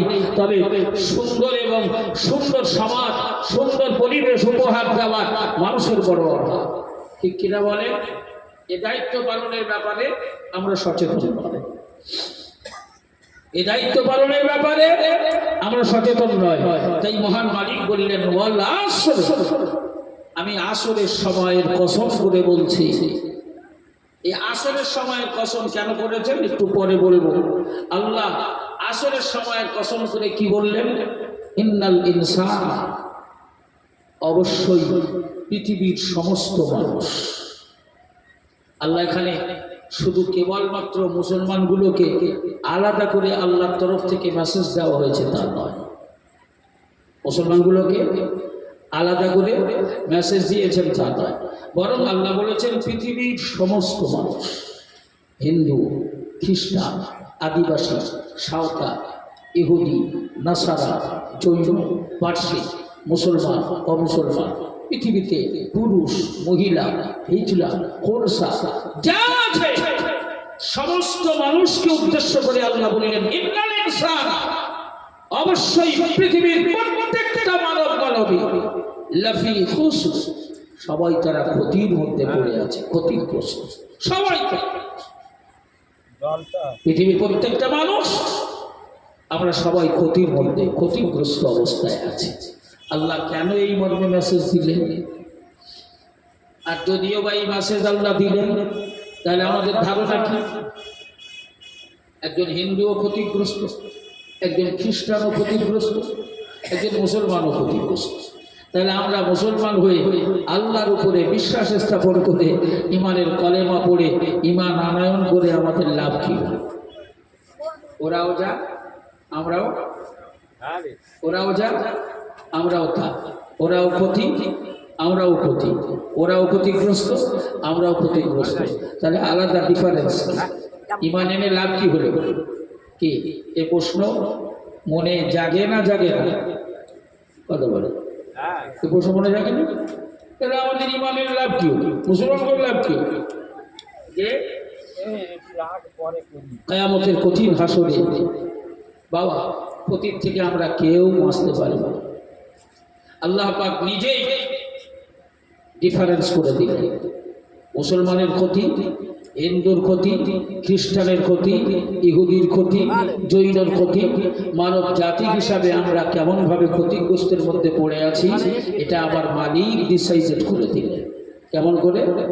ইল্লাল্লাযীনা আমানু ওয়া আমিলুস সালিহাত, আবার আল্লাহ পাক বললেন ইন্নাল ইনসানা, অবশ্যই পৃথিবীর সব মানুষ ক্ষতির মধ্যে, ইল্লাল্লাযীনা আমানু, তবে ওই মানব জাতির ভেতর থেকে যারা তোমরা আমার উপরে ঈমান আনয়ন করেছো, আমাকে মালিক হিসাবে মেনে নিয়েছো, রব হিসাবে বিশ্বাস করে নিয়েছো, ওয়া আমিলুস সালিহাত, আর আমি আল্লাহ আমার সংবিধানকে মান্যতা দিয়ে যারা ভালো কাজ করেছো, ভালো কাজের অংশগ্রহণকারী হয়েছো, জীবনে ভালো কাজগুলো করেছো, অন্যায় থেকে মানুষ নিজেকে সরিয়ে নিয়েছো, ন্যায়ের পক্ষে নিজেকে আত্মনিয়োগ করেছো, যারা অন্যায় প্রতিবাদ করেছো, ন্যায়ের পক্ষে সহযোগিতা করেছো, যারা সমাজ থেকে মদ উৎখাত করতে সাহায্য করেছো, সমাজ থেকে ঘুষের ব্যবসা বন্ধ করে দিয়েছো, সমাজ থেকে সুদের ব্যবসা বন্ধ করে দিয়েছো, আমি মহান মালিক জানিয়ে দিলাম ঈমান আমার উপরে বিশ্বাস স্থাপন করে ঈমান আনয়ন করে তোমরা যারা ভালো কাজের কাজী হয়েছো, ভালো কাজ করেছো, তোমাদের ক্ষতি আর অপরদের ক্ষতি এক হতে পারে না, তোমাদের ক্ষতি আর তাদের ক্ষতি এক হতে পারে না, তাদের ক্ষতি হলো সম্পূর্ণ ক্ষতি, আর যারা ঈমান আনয়ন করেছে, মুসলমান হয়েছে, সব কাজ ভালো কাজ করেছে, তাদের ক্ষতি হলো আংশিক ক্ষতি, দুজনের ক্ষতি এক নয়। আমার আল্লাহ দৃষ্টান্ত দিতে গিয়ে বললেন, উদাহরণ দিতে গিয়ে বললেন, শোনো, দুজন ব্যবসায়ী, দুজনের মূল পুঁজি, দুজন ব্যবসায়ী, একজনের পুঁজি হলো 50,000 টাকা, সে 50,000 টাকার পুঁজি নিয়ে ব্যবসা করে, আর একজন 50,000 টাকার পুঁজি নিয়ে ব্যবসা করে। দুজন ব্যবসায়ী ব্যবসার মূল পুঁজি নিয়ে 50,000 টাকার মাল একসাথে কেনাকাটা করেছে, ওই একসাথে কেনাকাটা করে একটা গাড়িতে লোড করে দিয়েছে, লোড করে দিয়ে গাড়ির ড্রাইভারের হাতে সমস্ত মালগুলো সুপে দিয়ে ড্রাইভারকে নির্দেশনা দিয়েছে, শোনো, কুলতলি বাজার থেকে সোজা হসপিটাল মোড় হয়ে ক্যানিং বাজারে পৌঁছে দেবে আমার এই মালগুলো। এ জওয়ান যুবকেরা, গাড়ির ড্রাইভার নেশাগ্রস্ত অবস্থায় ছিল, নেশাখোর মদ মাতাল অবস্থায় ছিল, তাই নেশাগ্রস্ত অবস্থায় গাড়িটা কুলতলি বাজার থেকে চালনা শুরু করেছে। আস্তে আস্তে হসপিটাল মোড় হয়ে ক্যানিং বাজারে পৌঁছানোর জন্য ব্রিজটা পার হতে হবে, তাই নেশায় মত্ত হয়ে ক্যানিং ব্রিজে পার হওয়ার সময় ব্রিজটাকে সে যেন ব্রিজের পাশে যে নদীর পানি, ওটাকে রাস্তা মনে করে ব্রিজে ধাক্কা দিয়ে সহকারী সহ নদীতে গিয়ে ঝাঁপিয়ে পড়ে নদীতে ডুবিয়ে দিয়েছে। এ জওয়ান যুবকেরা, মূল ব্যবসায়ীর পুঁজি ছিল 50,000, গাড়িতে মাল লোড করা ছিল 50,000 টাকার মাল, সব মাল সহ নদীতে গাড়ি ডুবে গিয়েছে। এখন সকলে মিলে বলেন, ওই ব্যবসায়ীর যা ক্ষতি হয়েছে ওটা সম্পূর্ণ ক্ষতি না আংশিক ক্ষতি? কথা বলে না, সম্পূর্ণ ক্ষতি নয়, সম্পূর্ণ ক্ষতি। আর একজন ব্যবসায়ী গ্রামে ব্যবসা করে, মূল পুঁজি তার 50,000, ওই 50,000 টাকার মালের উপর দিয়ে প্রতিদিন লভ্যাংশ লাভ হিসাবে সে পায় 1,000 টাকা করে। হঠাৎ 3 দিন হরতাল হয়েছে, দোকান পোশারি বাজার ঘাট সব বন্ধ হয়ে গেছে। 3 দিন দোকান খোলার কোনো সুযোগ হয় নাই, দোকান খোলার মতো সুযোগ তার সামনে আসে নাই। 3 দিন দোকান বন্ধ থাকার পরে এই 3 দিন তো তার ক্ষতি হয়েছে। এখন সবাই মিলে বলে, যার প্রতিদিন লভ্যাংশ হয় 1,000 করে টাকা, 3 দিন যদি দোকান বন্ধ থাকে তাহলে ওর কত ক্ষতি হয়েছে? কথা বলে না। এ জওয়ান যুবকেরা, 3 দিন দোকান বন্ধ, প্রতিদিন লাভ পেত 1,000 করে, দোকান বন্ধ থাকার কারণে 3 দিনে 3,000 টাকার ক্ষতি হয়েছে। কিন্তু ওর মূল পুঁজি তো বসানো আছে। মহান মালিক বললেন, আমি আল্লাহ তোমাদেরকে জানিয়ে দিলাম, পৃথিবীর জমিনে যারা আহলুল কুরআন আমানু ওয়াত্তাকাউ লাফাতাহনা আলাইহিম বারাকাতিম মিনাস সামাই ওয়াল আরদি। আল্লাহ পাক বললেন, শোনো, আমি আল্লাহ পাক তোমাদেরকে জানিয়ে দিলাম, তোমরা যারা আমার উপরে ঈমান আনয়ন করেছো, মালিক হিসাবে আমাকে মেনে নিয়েছো, রব হিসাবে আমাকে মান্য মান্যতা দিয়েছো, ইমানের কলেমা পড়ে যারা মুসলমান হয়েছো, এই ইমান নামক মহামূল্যবান সম্পদ যারা সঞ্চয় করেছো, তোমাদের মূল পুঁজি হলো ইমান। যারা ইমান নিয়ে এসেছে ওই ইমান হলো তাদের মূল পুঁজি। আল্লাহ পাঁচ হলো নামাজ আদায় করা, রোজা রাখা, হজ করা, যাকাত দেওয়া, সুদ না খাওয়া, মদ না খাওয়া, ঘুষ না খাওয়া, পরম মানুষের মাল হরণ না করা, এতিম বাচ্চাদের মাল আত্মসাৎ না করা, দুর্বলদের উপরে জুলুম না করা, অত্যাচার অনাচার অবিচার না করা, চুরি না করা, ডাকাতি না করা, খোট রাহাজানি না করা। আমি আল্লাহ পাক জানিয়ে দিলাম এই নামাজ, রোজা, হজ, যাকাত, দান খয়রাত এগুলি হলো লভ্যাংশ। নামাজ পড়তে পারল না, 4 আনা ক্ষতি হলো, রোজা রাখতে পারল না, 8 আনা ক্ষতি হলো।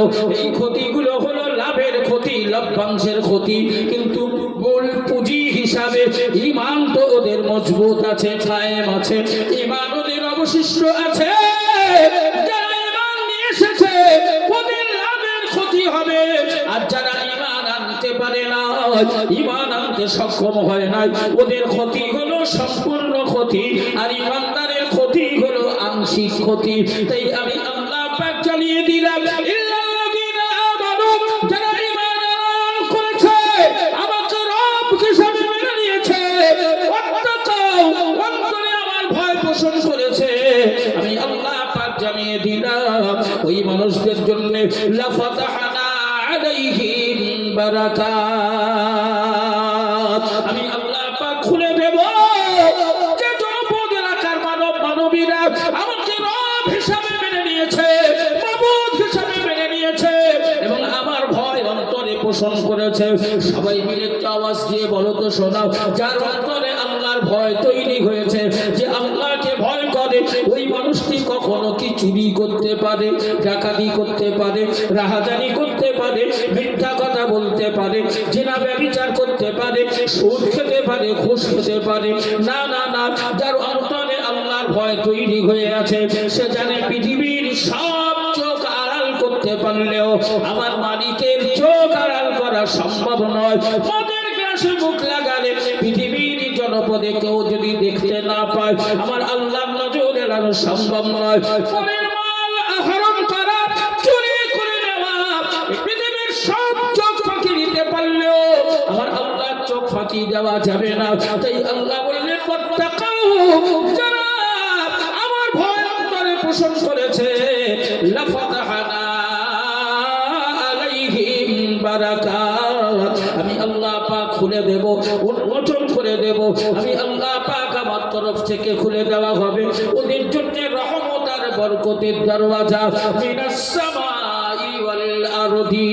আমার আল্লাহ বললেন, আমি আল্লাহ ওদের জন্য জমিন থেকে রহমত আর বরকতের দরওয়াজা খুলে দেব, আসমান থেকে বরকতের দরওয়াজা খুলে দেওয়া হবে। জমিন এবং আসমান উভয় দিক থেকে ওদের উপরে আমি আল্লাহ আমার রহমত আর বরকত দুটোই ওদের নসিব করে দেওয়া হবে। আর জোরে বলা যাবে না। তাই আজকের ভিডিও আমি আপনাদেরকে মোটের উপরে বোঝাতে চাইছি, একজন স্বাভাবিক সামাজিক সুস্থ মানুষ হিসাবে সমাজে আপনার উপস্থিতি অত্যন্ত দরকার। আপনার পক্ষ থেকে একটা সুস্থ সমাজ গঠন হবে, আপনার পক্ষ থেকে একটা সুস্থ সমাজে আপনার অবদান থাকবে। ভবিষ্যৎ প্রজন্মরা একটা সুস্থ সমাজ উপহার হিসাবে তারা পাবে, তারা সুস্থ সমাজে জীবন কাটানোর সুযোগ পাবে। এই দায়িত্ব আল্লাহ আমাদের উপরে দিয়েছে, আমাদের পূর্ববর্তীদের উপরে ছিল, তারা যতটুকু পেরেছে আদায় করেছে, বর্তমানে আমাদের উপরে আছে। ভবিষ্যতে আমাদের সন্তানেরা যারা গার্জিয়ান হবে তাদের উপরে এই দায়িত্ব গিয়ে বর্তাবে। তাই গার্জিয়ানদের উপরে দায়িত্ব প্রদান করা হয়েছে ভবিষ্যৎ প্রজন্মদের জন্য সুস্থ সমাজ উপহার দেওয়া। আমার নবী পাক যে সুস্থ সমাজ উপহার দিয়েছিলেন, গোটা বিশ্ব আমার নবীর কাছ থেকে মানবতা শিখেছে, সভ্যতা শিখেছে, সামাজিকতা শিখেছে। আমার রাসূলুল্লাহ হলেন গোটা বিশ্বের শিক্ষক। জোরে বলুন সুবহানাল্লাহ। এর বলা যাবে না? এই মন ভরে প্রাণ ভরে সেই নবীর সামনে একবার দরুদের নজরানা আমি একদম 80 ডিগ্রি চেঞ্জ করে আপনাদেরকে পবিত্র কোরআনুল কারীমের তাফসীরের কাছে আপনাদেরকে নিয়ে যাব। সবাই আমাকে ইশারা করছে, ডাক দিচ্ছে, ফাইরুজ্জামান আর বেশি সময় বাকি নেই, এবার তোমার বয়াকার দিতে হবে। তাই সবাই মিলে প্রিয় নবীর উপরে একবার প্রাণ ভরে উচ্চ আওয়াজে দরুদ শরীফ আল্লাহুম্মা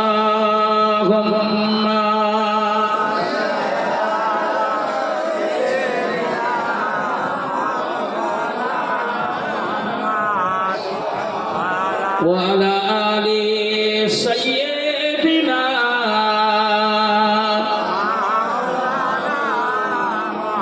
নূর নূর নূরাজি নূর নূর নূরাজি নূর এসেছে। মা আমিনার কোলে দেখো চাঁদ নেমেছে, নূর নূর নূরাজি নূর এসেছে। মা আমিনার কোলে দেখো চাঁদ নেমেছে, আয় আয় কে দেখিবি নূরের মালা, আয় আয় কে দেখিবি নূরের মালা। মা আমিনার কোলে দোলে কমলিওয়ালা। আল্লাহুম্মা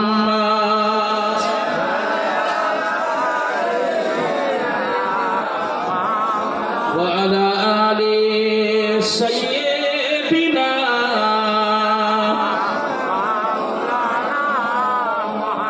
ও সোনার মালিকেরা, জাস্ট আপনাদেরকে একটুখানি আমি অত্যন্ত খুশি হয়েছি, কারণ এশার নামাজ পড়ে, এশার নামাজের পরেই আমি ডায়াসে এসেছি, তখন হাতে গোনা মাত্র দুজনা আপনাদের উপস্থিতি। আমি অত্যন্ত খুশি হয়েছি, আল্লাহ পাক আপনাদেরকে জান্নাতের বাগানে বসার সুযোগ করে দিয়েছে। তাই নবীর অনুসারী, নবীর প্রেমিক উম্মত হিসাবে আমার নবীর ব্যাপারে একটু কোরআনের বর্ণনা আপনাদেরকে শোনাতে চাইছি। হে জওয়ান যুবকেরা, ও নদিয়াখালী সোনার মালিকেরা, মহান মালিক রব্বুল আলামিন আমার রাসূলুল্লাহর ব্যাপারে আলোচনা করাকারী, বক্তা, বর্ণনাকারী, ওয়াজ করনেওয়ালা স্বয়ং হলেন আমার আল্লাহ নিজে। তাই আল্লাহ পাক আমার প্রিয় নবীর ব্যাপারে বললেন, আলাম নাশরাহ লাকা সাদরাক। আমার আল্লাহ পাকের বর্ণনা, আল্লাহ পাকের মেসেজ প্রিয় নবীর ব্যাপারে আল্লাহ পাক বললেন, আলাম নাশরাহ লাকা সাদরাক। হে আমার প্রিয় বন্ধু, হে আমার প্রিয় দোস্ত মুহাম্মদ সাল্লাল্লাহু আলাইহি ওয়াসাল্লাম, আমি কি আপনার সিনা মোবারকটাকে প্রসারিত করে দিই নাই? আমি কি আপনার সিনাটাকে উন্মোচন করে দিই নাই?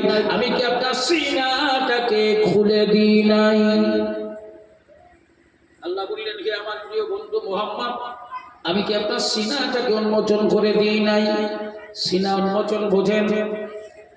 সিনা খুলে দেওয়া বোঝেন? সিনা প্রসারিত করে দেওয়া বোঝেন? বুঝি না। আল্লাহ পাক মূলত আমাদের শক্তি দিয়েছেন 3 জায়গায়। ক জায়গায়?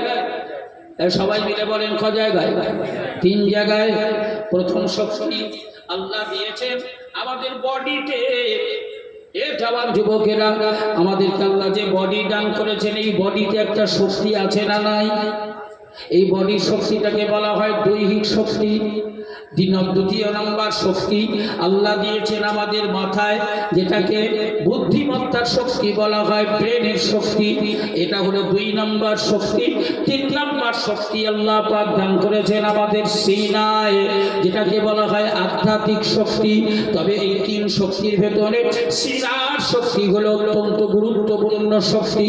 আল্লাহ এই সিনার শক্তি যাদেরকে দান করেছিলেন, তাদের কাছে পৃথিবীর ধরা শক্তি অনায়াসে পরাশক্তিতে পরিণত হয়েছে। জোরে বলুন সুবহানাল্লাহ। আরো জোরে বলা যাবে না? এই সিনার শক্তি আধ্যাত্মিক শক্তি আল্লাহ যাদেরকে দিয়েছিলেন তারা আজ আমাদের কাছে ইতিহাস হয়ে আছে।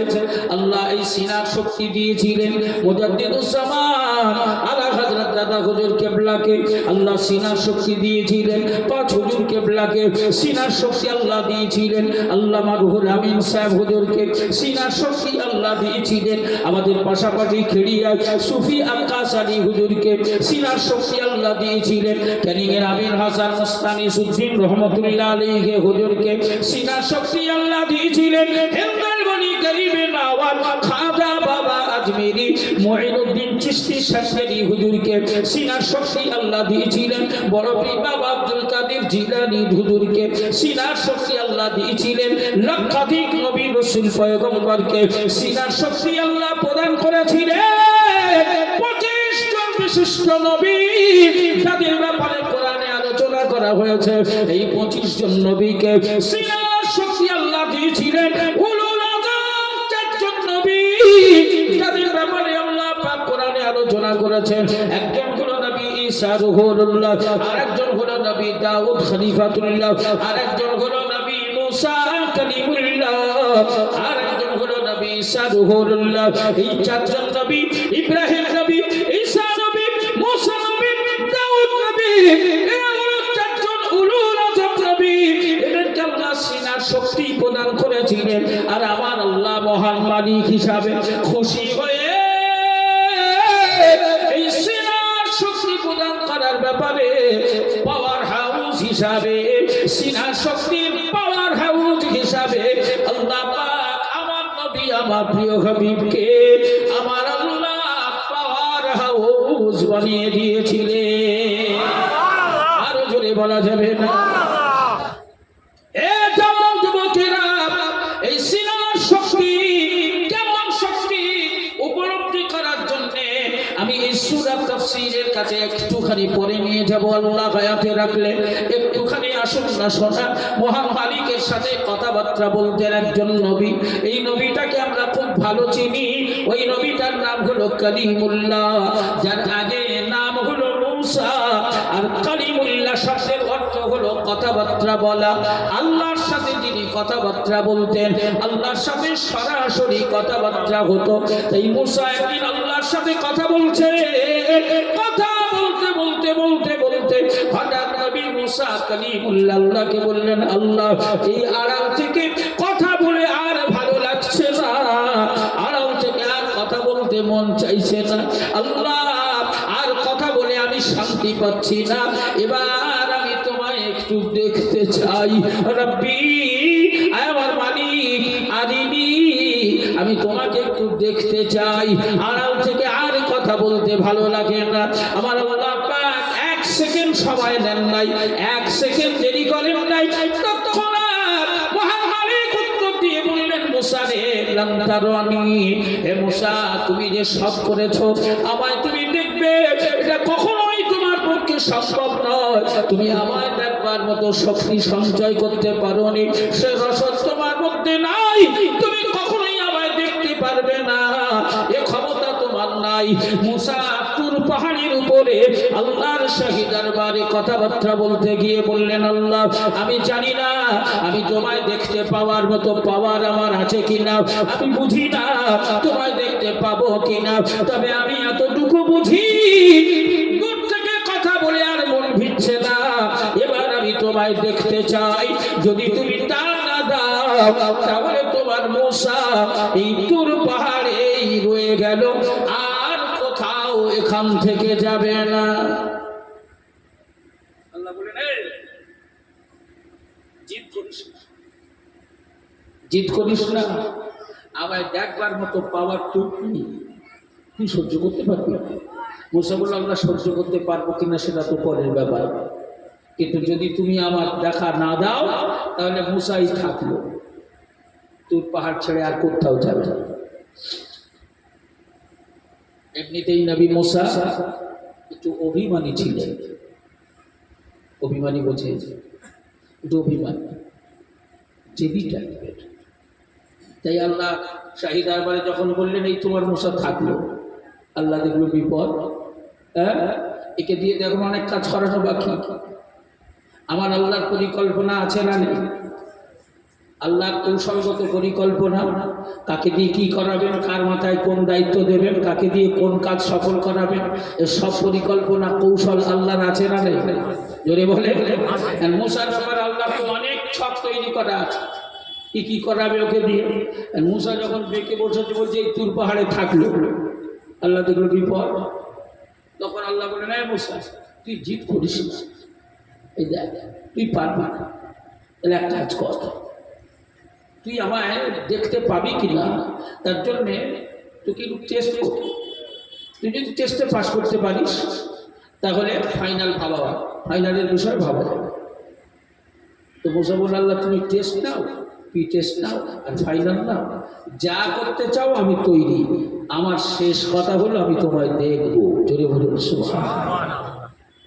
হ্যাঁ, আমার শেষ কথা আমি তোমায় দেখবো।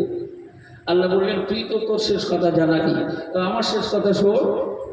আমার দেখতে গেলে যে পাওয়ার দরকার, আমার দেখতে গেলে যে পাওয়ার দরকার, সে পাওয়ার তো তোর নেই, তুই কোথায় পাবি? আচ্ছা বাবা, আমরা যে ফ্যান ঘুরছে, লাইট জ্বলছে, কারেন্ট, ইলেকট্রিক, বলতে পারবেন এই ইলেকট্রিকের সর্বোচ্চ গতি কত?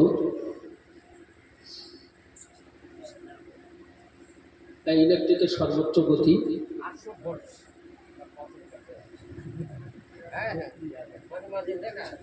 বাবা, ওটা তো 220, 440, আবার কোথাও 11,000, কোথাও 33,000, ও যে যে ক্যাটাগরিতে আছে। কিন্তু বিজ্ঞানের আবিষ্কার করা এই ইলেকট্রিক এর সর্বোচ্চ গতিবেগ কত? কত দ্রুত গতিতে ছুটতে পারে, গতি কত? বিজ্ঞানের আবিষ্কার করা এই পাওয়ার, এই ইলেকট্রিক পার সেকেন্ডে, 1 সেকেন্ড, একবার চোখের পাতা মোড়া আর একবার খোলা, 1 সেকেন্ড, বন্ধ করা আর খোলা, এর মধ্যেই 1 সেকেন্ড পার হয়ে যায়, চায় না যায় না? 60 সেকেন্ডে 1 মিনিট, আর 60 মিনিটে 1 ঘন্টা। তো বিজ্ঞানের আবিষ্কার করা এই ইলেকট্রিক কারেন্ট 1 সেকেন্ডে, পার সেকেন্ডে 1,86,000 মাইল দৌড়াতে পারে। কত? 1,86,000 মাইল। মনে হয় জানে কাটে কুলতলি নাকি দিল্লি, মুম্বাই, 1,86,000 মাইল। এখান থেকে দিল্লির সবসময় 1,500 কিলোমিটার রাস্তা, 1500 কিলোমিটার। 1,86,000 মাইল দূরে লাইট, আর এখানে সুইচ মারবেন, ওখানে চলে যাবে 1 সেকেন্ডের ভেতরে। যে বিজ্ঞানকে আমার আল্লাহ সৃষ্টি করেছেন, সেই বিজ্ঞানের সৃষ্টি করা, আবিষ্কার করা কারেন্টের যদি এত গতিবেগ হয়, তাহলে আমার আল্লাহর গতিবেগ কত? আমার নবীকে আল্লাহ দাওয়াত করে মেহমান হিসাবে নিয়ে যাওয়ার জন্য একটা যানবাহন পাঠিয়েছিলেন। কি যানবাহন আল্লাহ পাঠিয়েছিলেন? ওই গাড়িটার নাম কি গো? সবাই মিলে বলেন, বুরাক। আরবি ভাষা এমন, আরবি শব্দ এমন একটা শব্দ, এর যদি একটা অক্ষর বেশি হয় মানে বেশি, একটা নোকতা যদি বেশি হয় মানে বেশি, একটা যজব যদি বেশি হয় মানে বেশি। এই নবীকে পাঠানোর জন্য যে গাড়িটা আল্লাহ পাঠিয়েছিলেন তার নাম হলো বুরাক। আর এই ইলেকট্রিক, এই যে কারেন্ট, এটার আরবি নাম হলো বরক। বরক শব্দের অর্থ হলো বিজলি। আর বুরাক আল্লাহর তরফ থেকে নবীকে নিয়ে যাওয়ার জন্য পাঠানো, ওই বুরাকে বরকের চাইতে শব্দ অক্ষরটা বেশি, তাহলে ওর গতি কত? যে হাবিব জানালেন বুরাকের গতিবেগ সম্পর্কে, বুরাকের গতিবেগ সম্পর্কে আল্লাহ নবী বলেন, আল্লাহ পাক যে বুরাক আমাকে নিয়ে যাওয়ার জন্য পাঠিয়েছিল, ওই বুরাকের গতিবেগ সম্পর্কে আমি রাসূল জানালাম। এ জওয়ান যুবকেরা, কথায় কথা না, তাই একটা থেকে আর একটা এসে যায়। হয়তো মূল আলোচনায় ফেরা সম্ভব হবে না, ঘড়ির কাঁটা আমায় বলছে আর দেরি হবে না। হে জওয়ান সোনার মানিকেরা, আপনাদেরকে একটা তথ্য না দিলে নয়। এই গতিবেগের ব্যাপারে প্রিয় নবী হাবিবুল্লাহর গোরাকের গতিবেগ আল্লাহর নবী বর্ণনা করেছেন, আলোচনা করেছেন।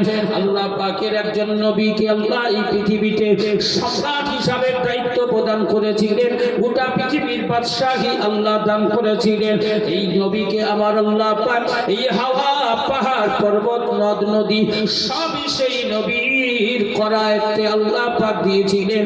হাওয়া তার কথা মতো চলতো, পাহাড় তার কথা মতো চলতো, নদ নদী তার কথা মতো চলতো। সবাই মিলে বলো তো শোনা, সেই নবীটার নাম কি? সেই নবীটার নাম হলো হযরত নবী সুলাইমান আলাইহিস সালাতু ওয়াস সালাম। একদিন সুলাইমান নবী মানব এবং দানব অতএব জিন এবং ইনসান দুই জাতিকে নবী সুলাইমান ডেকেছে। এ জওয়ান যুবকেরা, নবী সুলাইমান জিন এবং মানুষ সবাইকে উভয়কে ডেকে আল্লাহর নবী সুলাইমান একটা কথা বলেছিলেন। فمكث غير بعيد فقال أحد ما لم تهد به جئتك بالسبع ونبأ يقين। কোরআনুল কারীমের 19 নম্বর পারা, সূরাটির নাম হলো সূরা নামাল। সূরা নামালে একটা বিষয় আলোচনা করা হয়েছে। ওই আলোচনায় সূরা নামালে আল্লাহ পাক সুন্দর আলোচনা করেছেন নবী সুলাইমান এবং হুদহুদ পাখির ঘটনা। তাই হুদহুদ পাখি নবী সুলাইমানের কাছে এসে তার প্রশ্নের জবাব দিতে গিয়ে বলেছিলেন, হুজুর বেয়াদবি মাফ করবেন, ফামাকাসা গায়রা বাঈদিন। আজ আমি হুদহুদ উঠতে উঠতে একটা দূর দেশে গিয়ে পড়েছিলাম, বিসাবাই ওয়া নাবাই ইয়াকিন, যে দেশটার নাম হলো সাবা দেশ। আপনি বিশ্বাস করুন, আমি সেই সাবা দেশে গিয়েছিলাম। ইন্নী ওয়াজাদতু ইমরাতান, আমি সেই দেশে যাওয়ার পরে একজন মহিলা প্রধানমন্ত্রী, মহিলা গভর্নরকে আমি দেখতে পেলাম। তাবলিকুহু, যে সেই দেশের মালকিন হিসাবে নেতৃত্ব দিয়েছিল। ওগো আল্লাহর নবী সুলাইমান, আও উতিয়াত মিন কুল্লি শাইইন ওয়া লাহা আরশুন আযীম। ও আল্লাহর নবী সুলাইমান ওই মহিলা গভর্নর, মহিলা প্রধানমন্ত্রী, যে তার দেশকে পরিচালনা করে। তাই দেশ পরিচালনা করার ব্যাপারে আমি হুদহুদ নিজের চোখে দেখে এসেছি। তার রাজ দরবারে সুন্দর একটা সিংহাসন তৈরি করা আছে। ওই সিংহাসনে বসে সে দেশ পরিচালনা করে, রাজকার্য পরিচালনা করে, বিচার কার্য পরিচালনা করে। তার জন্য একটা সুন্দর সিংহাসন তৈরি করে রেখেছে। নবী সুলাইমান মানব আর দানব জিন আর ইনসানকে ডেকে একসাথে লক্ষ্য করে বললেন, হে মানব দানব, তোমরা কে পারবে রানী বিলকিসের রাজ দরবারে সুন্দর সিংহাসন তৈরি করা আছে? বলো তো ওই সিংহাসনটা এই মুহূর্তে আমার কাছে কে এনে হাজির করাতে পারবে? সকলের মাথা নিচু হয়ে গেল। একজন বয়স্ক জিন আস্তে আস্তে করে বললেন, হুজুর আপনি যদি অনুমতি দেন তাহলে সিংহাসন আমি আপনার কাছে এনে দিতে পারবো। নবী সুলাইমান বললেন, পারবি বাবা? বললেন, হ্যাঁ হুজুর পারবো, আপনি অনুমতি দিলেই পারবো। আল্লাহর নবী সুলাইমান বলেছিলেন, তাহলে এক কাজ করো বাবা, আমি তোমাদেরকে নির্দেশ দিলেই, আমি বললেই তোমরা চোখ বন্ধ করবে, আবার আমি বললেই তোমরা চোখ খুলে ফেলবে। আমি তোমাদেরকে নির্দেশ দিচ্ছি, তোমরা মানব দানব যারাই আছো সবাই তোমাদের চোখ বন্ধ করে নাও। বলার সাথে সাথে চোখ বন্ধ হলো। তখনই নবী সুলাইমান বললেন, এবার খোলো। শুধু বন্ধ করতে বললেন আর খুলতে বললেন। সবাই চোখ বন্ধ করলেন আর বলার সাথে সাথে চোখ খুলে ফেললেন। চোখ খুলে মানব দানব জিন এবং মানুষ তারা সবাই লক্ষ্য করে দেখলেন, শুধু একবার চোখ বন্ধ করা আর খোলা, এর মাঝখানে এই 1 সেকেন্ডের ভেতরে রানী বিলকিসের রাজ দরবার থেকে রাজ সিংহাসন আল্লাহর নবী সুলাইমান আলাইহিস সালাতু ওয়াস সালামের সামনে এসে হাজির। জোরে বলা যাবে না, আরো জোরে হয় না? তাই নবী বললেন, শোনো, চোখের পলক এক আসমান থেকে আরেক আসমান কোরআন তথ্য দিয়েছে। সাতটাবক জমিন, সাতটাবক আসমান আমার আল্লাহ পাক সৃষ্টি করে রেখেছেন। আমার আল্লাহ পাক জানিয়েছেন, এক আসমান থেকে আর এক আসমানের দূরত্ব হলো 500 বছর। বছরের রাস্তা, এক আসমান থেকে আর এক আসমানের দূরত্ব হলো 500 বছরের রাস্তা। নবী আল্লাহর নবী বললেন, বোরাক আমাকে নিয়ে যখন রওনা হয়েছে, এই 500 বছরের রাস্তা, যে রাস্তাটা অতিবাহিত হতে গেলে 500 বছর সময় লাগে, এই 500 বছর রাস্তা বোরাক আমি রাসূলুল্লাহকে নিয়ে এই 500 বছরের রাস্তা পাড়ি দিয়েছে এক চোখের পলকে। জোরে বলুন, আর জোরে বলা যাবে না। ছিল বোরাকের গতিবেগ, বোরাকের গতিবেগ পার সেকেন্ডে 500 বছরের রাস্তা অতিক্রম করা। এই পাওয়ারের যানবাহন আল্লাহ আমার নবীকে দিদার দেওয়ার ব্যাপারে সবে মেরাজে আল্লাহর নবীকে নিয়ে যাওয়ার জন্য এই গাড়ি পাঠিয়েছিলেন। জোরে বলুন সুবহানাল্লাহ। জোরে বলা যাবে না? সুবহানাল্লাহ। হে জওয়ান যুবকেরা, এই মূল বিষয়টার কাছে আপনাদেরকে ফিরিয়ে নিয়ে যাই। শোনা, নবী মুসা কালিমুল্লাহকে বললেন, আল্লাহ আমি তোমায় দেখব। আল্লাহ বললেন, তোর পাওয়ার নেই, ক্ষমতা নেই, তুই দেখতে পারবি না। মুসা যখন জিদ ধরে বসলো, আল্লাহ বলল তাহলে টেস্ট দিতে হবে, পরীক্ষা দিতে হবে, তুই পারবি কিনা। মুসা বলল, আল্লাহ আমি দেওয়ার জন্য তৈরি। আমার আল্লাহ বললেন, তাহলে রেডি হয়ে যা, এখন আমার দিদারের ব্যাপারে তোর পরীক্ষা শুরু। এই পরীক্ষা শুরু করে আল্লাহ কি করেছিলেন?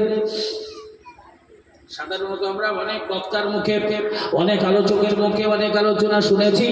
আমি আপনাদেরকে আজকের দিনে এই তথ্য দিয়ে গেলাম।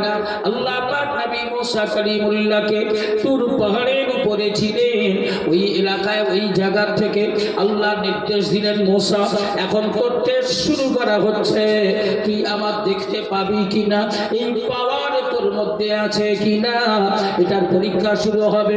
আল্লাহ বললেন, হে তুর পাহাড়ের এলাকাবাসীরা, তুর পাহাড় এলাকা থেকে 12 কিলোমিটার এরিয়া বেসিস তোমরা যারা আছো, জীবন নিয়ে যারা আছো, তুর পাহাড় এলাকা ছেড়ে সরে যাও, অন্যত্র চলে যাও। হে সাপের দলেরা, তোমরা 12 কিলোমিটার বাইরে বেরিয়ে যাও। হে ব্যাঙের দলেরা, তোমরা 12 কিলোমিটার এলাকার বাইরে চলে যাও। হে গর্তের পিপিলিকারা, ও পোকামাকড়েরা, তোমরা সবাই 12 কিলোমিটার এরিয়ার বাইরে বেরিয়ে যাও। সমুদ্রের মাছ, কুমির, হাঙর যারা ছিল তাদেরকে 12 কিলোমিটার এরিয়ার বাইরে করে দেওয়া হলো। গর্তের পিপিলিকাগুলোকেও বাইরে করে দেওয়া হলো। জঙ্গলের জীবজন্তু জানোয়ারগুলোকে বাইরে করতে চলে যাওয়ার নির্দেশ দেওয়া হলো। গাছে বাসা বেঁধে জীবন অতিবাহিত করা পাখির দলগুলোকে আল্লাহ বললেন, হে পাখিরা 12 কিলোমিটার এলাকার বাইরে চলে যাও। তোর পাহাড় এলাকা 12 কিলোমিটার এলাকাকে আমার আল্লাহ শুনশান বানিয়ে দিলেন, একেবারেই শুনশান নির্জন বানিয়ে দেওয়া হলো। আল্লাহর তরফ থেকে ঘোর অন্ধকার নামিয়ে দেওয়া হলো। ঘোর অন্ধকার নামিয়ে দেওয়ার পরে আল্লাহর তরফ থেকে একটা স্যাটেলাইটের ব্যবস্থা করা হলো। ওই স্যাটেলাইটের আলোতে নবী মুসা কালিমুল্লাহ তার চরম চোখ দিয়ে দেখতে পাচ্ছিলেন। আল্লাহ পাক তাকে পাওয়ার প্রদান করেছিলেন। ওই স্যাটেলাইটের মাধ্যমে আল্লাহর তরফ থেকে পাওয়ার নবী মুসাকে প্রদান করা হলো। নবী মুসা কালিমুল্লাহ তুর পাহাড়ের পাদদেশ থেকে, তুর পাহাড়ের উপর থেকে আল্লাহ পাকের ওই লাইটে সিদরাতুল মুনতাহা দর্শন করার সুযোগ পেলেন। সিদরাতুল মুনতাহা অতিক্রম করার পরে আল্লাহ পাকের আর একটা ঘাঁটি, তার নাম হলো লা মাকাম। লা মাকাম হলো দ্বিতীয় নম্বর ঘাঁটি। তারপরে সেটা অতিক্রম করার পরে আল্লাহর তরফ থেকে আর একটা ঘাঁটি বানানো আছে। ওই ঘাঁটিটার নাম হলো লা জামান। সিদরাতুল মুনতাহা প্রথম 7 তবক আসমান, তারপরে সিদরাতুল মুনতাহা, তারপরে লা মাকাম, তারপরে লা জামান, তারপরে আরশে ইলাহি।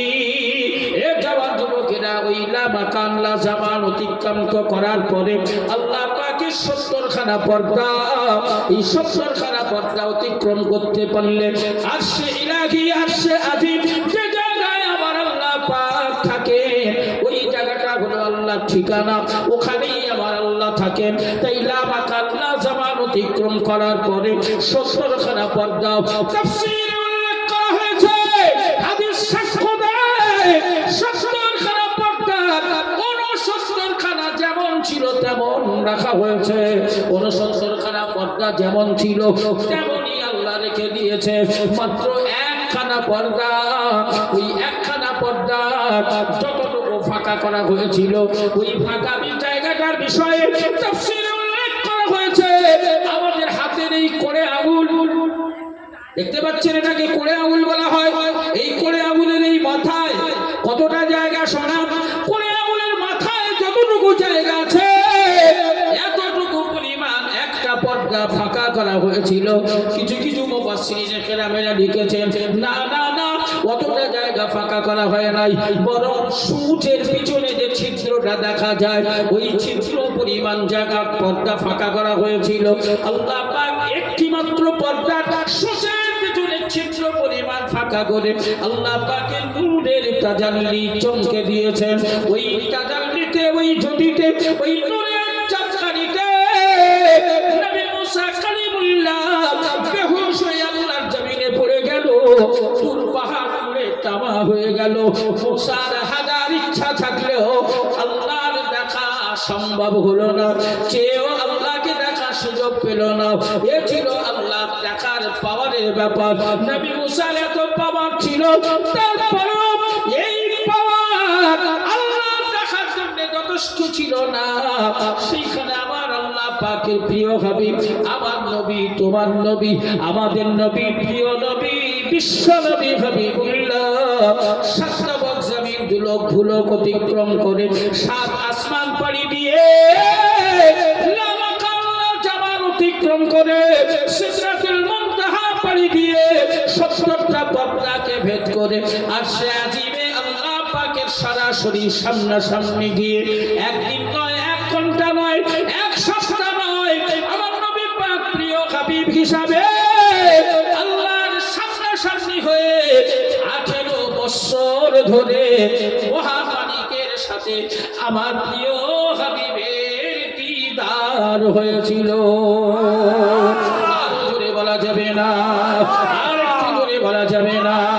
এই বাবা সম্পূর্ণ নবী হিসাবে, পাওয়ারফুল ম্যান হিসাবে, পাওয়ারওয়ালা মানুষ তৈরি করার ব্যাপারে আল্লাহ পাক আমার নবীকে সিনায় শক্তি দিয়েছিলেন, সিনা উন্মোচন করে দিয়েছিলেন। তাই নবীর জীবনে 63 বছরের জীবনে আল্লাহ পাক আমার নবীর সিনা 4 বার অপারেশন করিয়েছিলেন, বক্ষ বিতরণ করানো হয়েছিল। এই সিনা চাক করা, এরই নাম হলো সিনা উন্মোচন করা, সিনা খুলে দেওয়া, আর এরই নাম হলো আল্লাহর পক্ষ থেকে সিনায় শক্তি প্রদান করা। জোরে বলুন সুবহানাল্লাহ। আর জোরে বলা যাবে না। এই বিষয়টা আমি একটু খুলে বোঝাতে একটু সময় নিলাম, কষ্ট পেলেন নাকি? যে সিনা উন্মোচন করা কাকে বলে? 4 বার কোথায় কোথায় সিনা চাক হয়েছে, ওইটা 4 বার কোথায় কোথায় হয়েছে শুনে লাভ হবে না। তবে এতটুকু শোনা, প্রথম সিনা চাক নবীর বয়স তখন মাত্র 2 বছর, দুধ মা হালিমার গর্ভে। দ্বিতীয় সিনা চাক নবীর বয়স তখন মাত্র 6 বছর। তৃতীয় সিনা চাক নবীর বয়স তখন মাত্র 10 বছর। আর চতুর্থ আর শেষবারের সিনা চাক যে রাতে নবীর শবে মেরাজ আল্লাহ দিদার হয়েছিল, সেই রাতে যে সিনা চাকের বর্ণনা স্বয়ং আল্লাহর রাসূল নিজেই দিয়েছেন। জোরে বলুন সুবহানাল্লাহ। জোরে বলা যাবে না।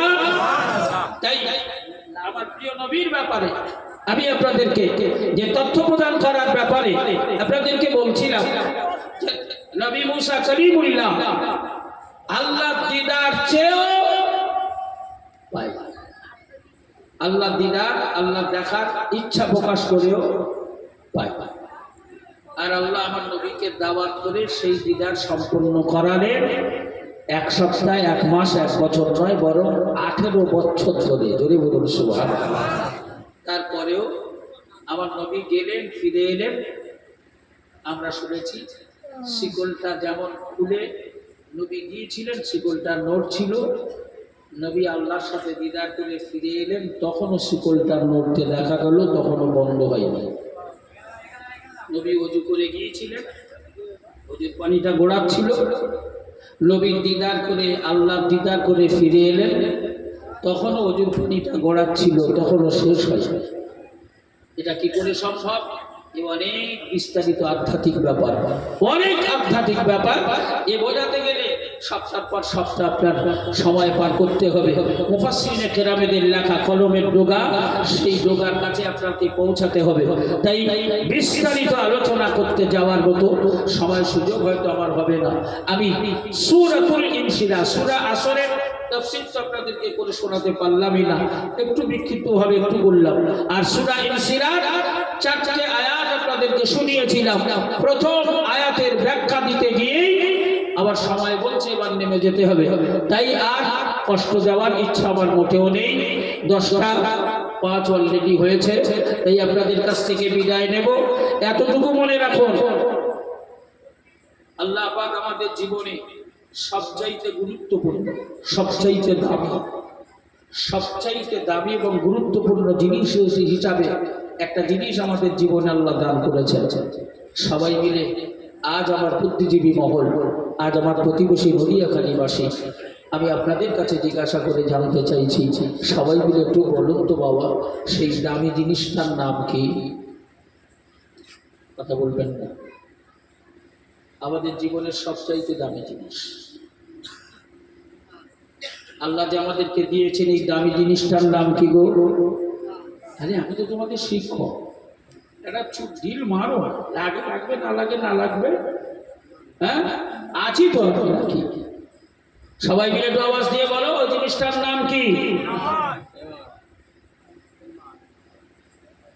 রাসূল বলেছেন এমন একটা সময় আসবে কচু পাতার উপরে পানি, কচু পাতায় পানি ধরে রাখা যায়, টলবল টলবল করে যদি কাতুরি ধরবে। সকালবেলা ইসবিহু মুমিনান ওয়া ইয়ামসি কাফিরা, ওয়া ইয়ামসি মুমিনান ইসবিহু কাফিরা। সকালবেলা ঈমান নিয়ে আসবে, বিকালবেলা বেঈমান হয়ে, বিকালবেলায় আবার ঈমান নিয়ে আসবে, সকালবেলা বেঈমান হয়ে। তো ও তো আসবে যাবে, আসা যাবে। আল্লাহ বললেন তোদের জীবনে সবচাইতে গুরুত্বপূর্ণ এবং দামি জিনিস হিসাবে আমি আল্লাহ দান করেছি অমূল্য সময়। জোরে বলুন সুবহানাল্লাহ। সময় হলো সবচাইতে দামি। কি ঠিক কিনা বলেন? এই সময়ের গুরুত্ব আছে না? জোরে বলেন আছে না? আপনাকে আল্লাহ 70 বছরের হায়াত দিয়েছে, মনে করুন 70-80, এই 80 বছর পৃথিবীতে এমন কোনো ওয়ালিক কাজ নেই যে আপনি করেন। চুরি ডাকাতি, রাহাজানি, ছিনতাই, ব্যাংক ডাকাতি থেকে শুরু করে সবই করেছেন। করে 80 বছরে 100 কোটি টাকার সম্পদ কামিয়েছে। কত কথা বলেন? 100 কোটি টাকার সম্পদ তৈরি করেছে 80 বছরের পরে। এই সব ঘর বাড়ি, গাড়ি বাড়ি, জমি জায়গা যা ছিল সব বিক্রি করে 100 কোটি টাকা হ্যান্ড ক্যাশ বানিয়ে নিয়েছে। ঠিক এমনি সময় মালাকুল মউত আজরাইল আপনার সামনে এসে হাজির হয়েছে। আপনি বলুন, ওই আপনার 80 বছরের সব জমানো সম্পদ 100 কোটি টাকা হ্যান্ড ক্যাশ বান্ডিল আকারে যদি আজরাইলের কদমে আপনি রেখে দেন, পায়ের কাছে ছুটিয়ে বলেন, ভাই আজরাইল 80 বছরের সঞ্চয় করা সম্পদ সব তোর পায়ে দিয়ে দিলাম, বিনিময়ে 1 মিনিট সময় আমাকে দেবে? কথা বলে না দেবে?